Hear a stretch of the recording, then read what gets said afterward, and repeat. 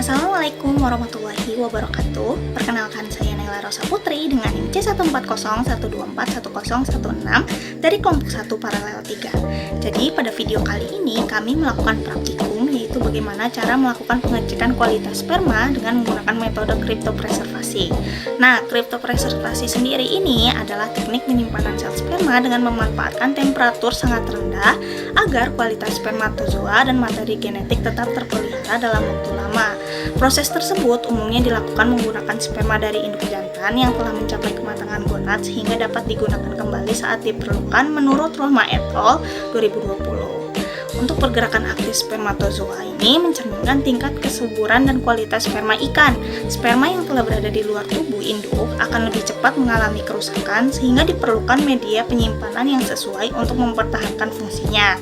Nah, upaya penyimpanan sperma dilakukan agar sel spermatozoa tetap hidup dalam jangka waktu tertentu serta mampu mempertahankan kemampuan bergeraknya. Penggunaan larutan dengan tekanan osmotik seimbang diperlukan untuk menjaga kondisi sel sekaligus menyediakan energi bagi spermatozoa menurut Zulfadli et al. 2020. Jangan lupa tonton sampai habis ya untuk langkah selanjutnya. Pada praktikum kali ini, kami melakukan pengecekan sperma untuk melihat motilitas dan juga viabilitas.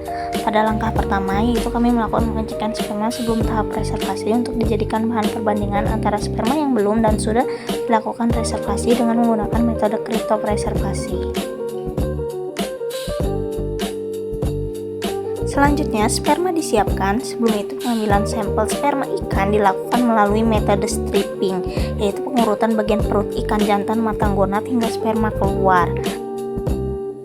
Tahap selanjutnya, sperma yang diperoleh kemudian segera diencerkan menggunakan larutan encer dengan perbandingan 1:9 guna mempertahankan kondisi sel serta memberikan ruang gerak yang lebih baik sebelum proses pembekuan.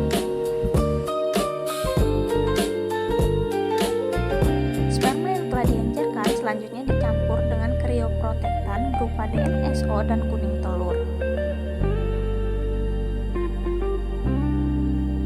Lalu dilakukan proses ekuilibrasi selama 3-5 menit agar bahan krioprotektan dapat masuk secara merata ke dalam sel dan melindungi membran sel.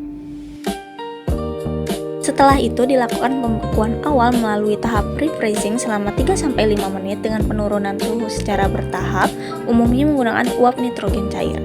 Tahap tersebut dilanjutkan dengan freezing selama 3-5 menit hingga sampel mencapai suhu sangat rendah di dalam kriotub. Proses terakhir ialah thawing atau pencairan kembali sperma. Setelah thawing, kualitas sperma dievaluasi kembali terutama motilitas dan viabilitasnya kemudian dibandingkan dengan kondisi sebelum pembekuan. Selanjutnya dilakukan analisis gerakan motilitas menggunakan kasa, yaitu sperma yang diteteskan preparat diamati dengan mikroskop.